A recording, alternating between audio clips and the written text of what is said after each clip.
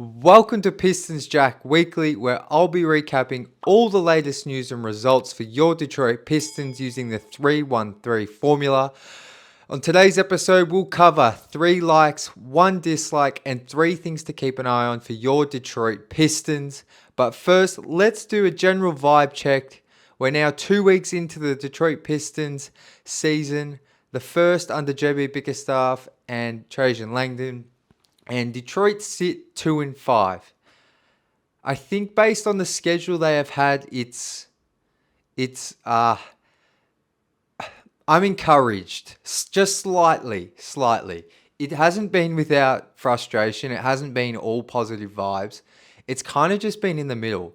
There's been some really bright moments. On last week's episode of Pistons Jack Weekly, the Pistons were 0-3 and we spoke about their 3 games and they were all kind of close and could have won at least 2 of them. This week was a little bit different. They go 2-2. They get their first couple of wins, which is really exciting, which I'll get to those more in a sec. But overall, like for me, I'm encouraged. I'm happy they've got 2 wins. They easily could be 1-6. I think a lot of people thought they'd be 1-6 at this point. And to be honest, you could say, like in my opinion, they probably should have won either the Celtics or Pacers game. Those two felt like they really dropped the ball in the last quarter when it was there to be won. But look, ultimately, they've beaten the teams they should beat, which I'll talk about in a moment, and they've lost to the teams they should have lost to. So you kind of can't be too upset, but that doesn't mean it hasn't been frustrating at times. But yeah, I'm slightly encouraged, I think is the best way to put it. Like, I think some of last season still lingers upon me, and it's hard to, you know, really celebrate and get excited about this team all the time after what we went through last season and the last 3 to 4 seasons overall. But yeah, I'm slightly encouraged, but I'd love to know your vibes and just overall thoughts so far. If you could summarize them in a couple of words, I would love to read through those in the comments. But let's get to my 3 likes for the past week of play. So I think the first one here is quite simple. The Pistons go 2-2 in the past week. They open the week with another kind of close-ish loss that they could have kind of won, but kind of didn't deserve to win against the Heat. They then traveled to Philly and defeated a depleted 76ers team without Embiid and Paul George, but they did so. They won by double digits. They did what they were meant to do. They then got their doors blown off to the tune of 30 points by the Knicks on their home floor on Friday night, which was, that was the worst game of the season by far. Yeah, and it's just not even close. And then today, by the time I'm recording this, earlier today, they responded with a Sunday afternoon win in Brooklyn against the Nets, which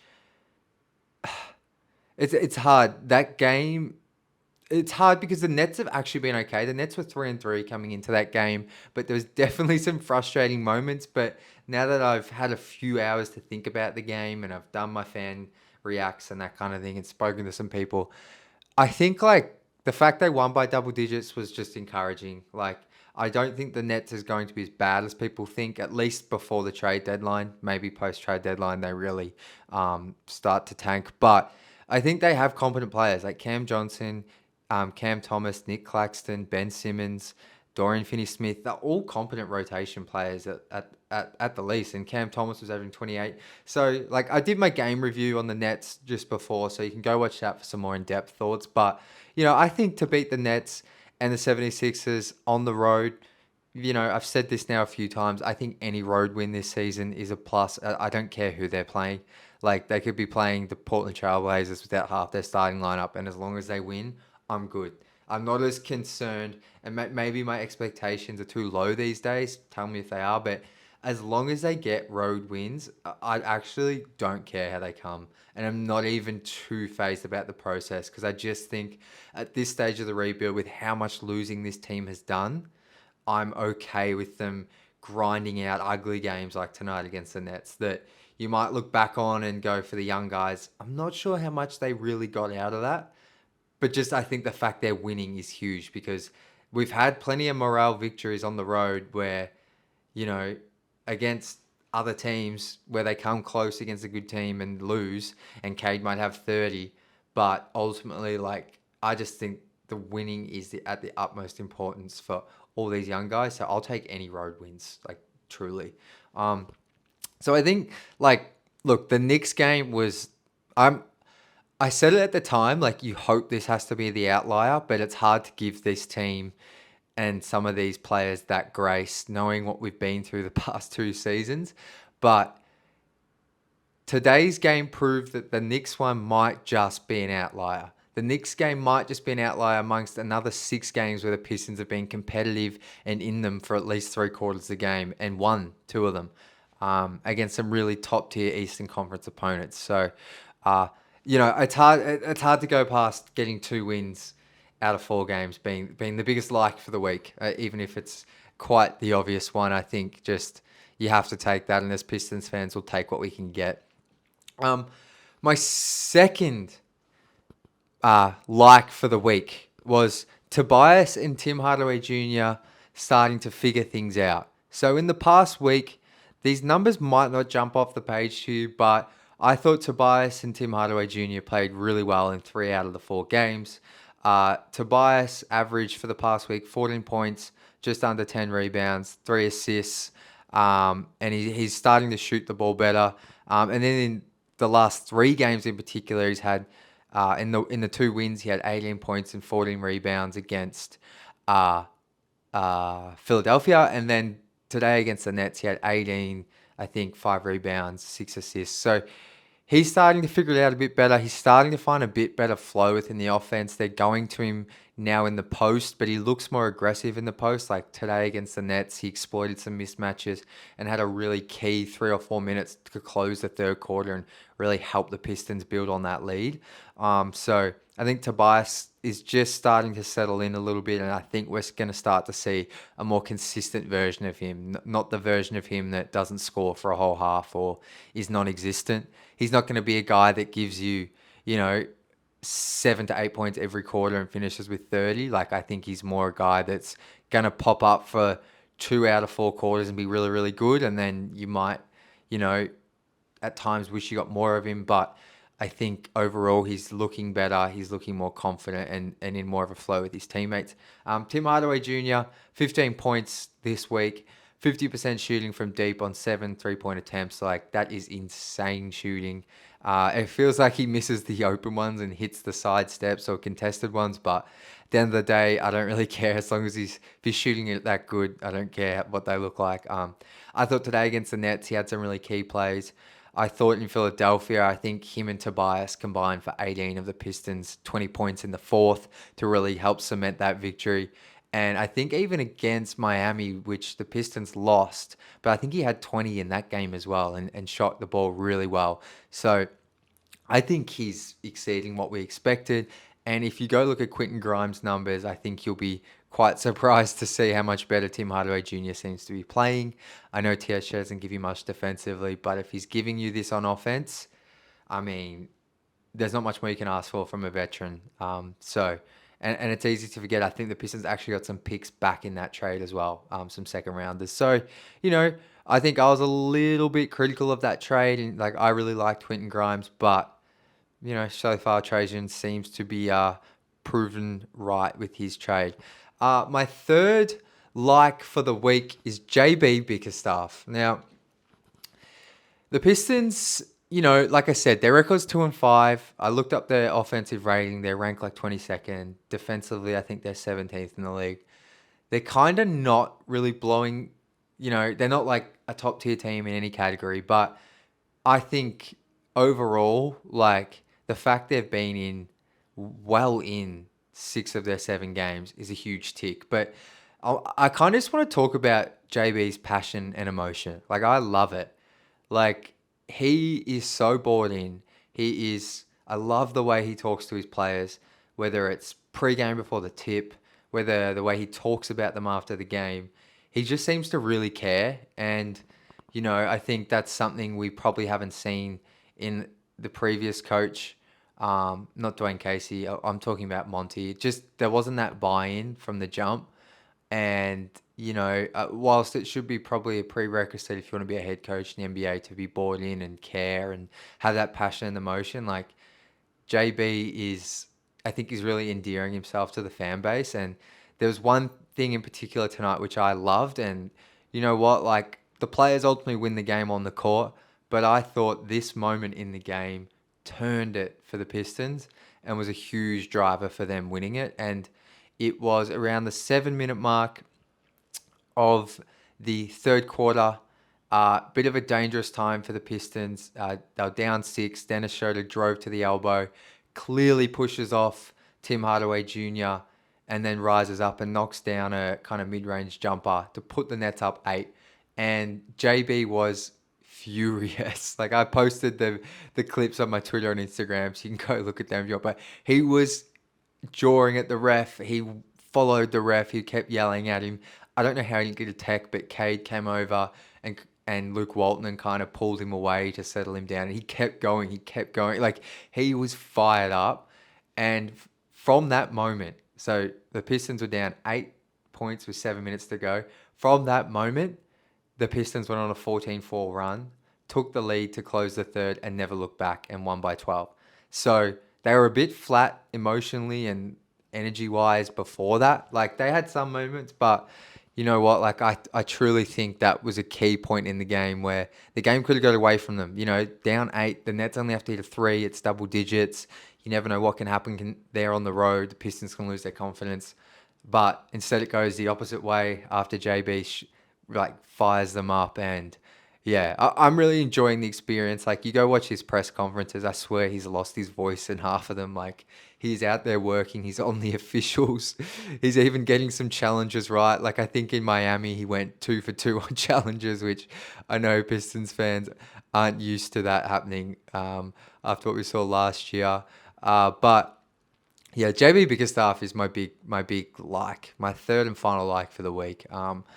Now, moving on to the negative part of the show, which, I don't like being too negative, but I think we're going to have one dislike each week. And unfortunately, it's a replica of last week's episode, and it's the center position. I don't want to spend too much time on this, but it's just the one thing that's jumping out to me the most. Like, there's some other things, like some of the guard play, the turnovers, which I'll talk about in the next segment. But yeah, the center position is a concern and is going to be a concern for as long as this roster looks the way it is. Jalen Duren probably had 2 of his worst games as a pro this week. He was solid against Miami. I think he had a double-double, but had his same defensive woes. Then against Philadelphia, he fouled out, played like 10 minutes. Then against the Knicks, he didn't foul out, but was getting pulled from the game by JB Bickerstaff for missing assignments. And ultimately, I think played 18, 20 minutes. Tonight against the Nets, he was good in the second half. He had his best game of the season, and that second half was the best half of basketball he's played this year by far. But the Pistons continue to be a lot better with him off the court. Now, some of that is because he's playing against starters and he comes out and the bench comes in, so it's not all on him. And at times tonight, I thought the guards don't fight over screens hard enough, and their man gets down here way too easily, putting JD in a tough spot. But he's also got to be better at his positioning and his awareness sometimes. And it's a similar thing to last week, where once you bring on Stu, you get more defensively, but Stu's giving you nothing offensively, which is crazy. Like, I know he's not a good offensive player, relative to the league, but I think he's averaging 3 points on the season. I think he had a season high 7 against Philadelphia, where he was excellent. I think he was one of the top 2 reasons they won that game against Philly. He was a plus 18 on the game. He had 7 points, 11 rebounds, 3 blocks, steal. He was everywhere. But, he just has some games. Like tonight, he had 2 points. I don't even think he scored, maybe. He just had 2 blocks in 12 minutes and fouled out. So the big men seem to be struggling with fouls, which I don't remember Stu like struggling this much with fouls. Even JD, like they seem to be in foul trouble. They take it in turns each game, but yeah, they're just not getting that consistent. Like they haven't had a consistent four-quarter production from their bigs. So maybe that's asking a bit too much, but the center position is going to be an issue until Jalen Duren figures out how to defend, or the Pistons find a new center. Because Stu, I think he can be a bit better offensively, but I think even if he starts knocking down threes, like he's still just a backup. Like I think everyone's in agreement with that. He's a very good backup, and if he starts hitting threes again, he's an elite backup. But I think just, even as Stu's my favorite player, you can see his jersey there over my left shoulder. Like he's a backup. Like I think we all know that. I think Stu wants to be the backup big. He wants to thrive in that position. So, which is good. But yeah, that center position is like I've spoken about it enough. I think Pistons Twitter, the Pistons community, has spoken about it enough. So I'm going to move on here. But yeah, that continues to be the big negative for me. Just the inconsistent production there and kind of the skill deficiencies and skill gaps the Pistons have there. Three things to keep an eye on. So, number one, this is the first thing that jumped out to me. The Pistons' schedule finally starts to lighten up just a little bit. Nothing too crazy. It's still going to be tough, but they have a back-to-back where they play the Lakers tomorrow or today by the time you're watching this at LCA. I probably don't expect them to win that, but you never know. Yeah, I hope they come out better than they did against the Knicks after they beat Philly. I hope they don't relax after a win like they did in that game, because, immediately you get another win. So let's show that, you're not resting and relaxing now and celebrating too much about a victory. So they versus the Lakers tomorrow. I think they probably lose that. Then they travel to Charlotte, who are a decent team, but that's a winnable game. They then play Atlanta at home, which I think is a must-win. I think the Hawks might have more talent just than the Pistons, but I think that's a very winnable game. And then they host the Rockets a week from today, on Sunday evening. So honestly, I think the Lakers game's going to be very tough just because of the matchups as well. Like, I don't know who the Pistons have to guard LeBron. Like, I don't. But Hornets, Hawks, Rockets. I think they can get two of those if they play, to their potential. I think Atlanta's the one they have to get. And then Hornets on the road, I could see them getting, or maybe see them surprising Houston. So I would like to know your thoughts. How many of those four can they win? But yeah, I think they should, I don't think it's unreasonable to think they win two. Even, if they beat the Lakers tomorrow, then, who knows? They could win three, but I'm certainly not getting too greedy. But yeah, let me know how many wins you think they can get of those four games. Number two, Cade and Ivy had a slightly down week. Cade on the week averaged 22 points, 6 rebounds, 6 assists, but the 6 turnovers. He did shoot it at 51% and just under 50% from three, which is huge. That's efficient. Still not really getting to the free throw line. Sometimes he started these games a bit passive. Like, I think he had one field goal attempt tonight against the Nets. I don't think he scored in the first quarter versus the Knicks. And then the Philly game, I think he had a bit of a slow start. So he was cooking in the first half against the Heat, but he's just coming out a bit passive for my liking. You can't have one attempt in the first quarter. Your star player.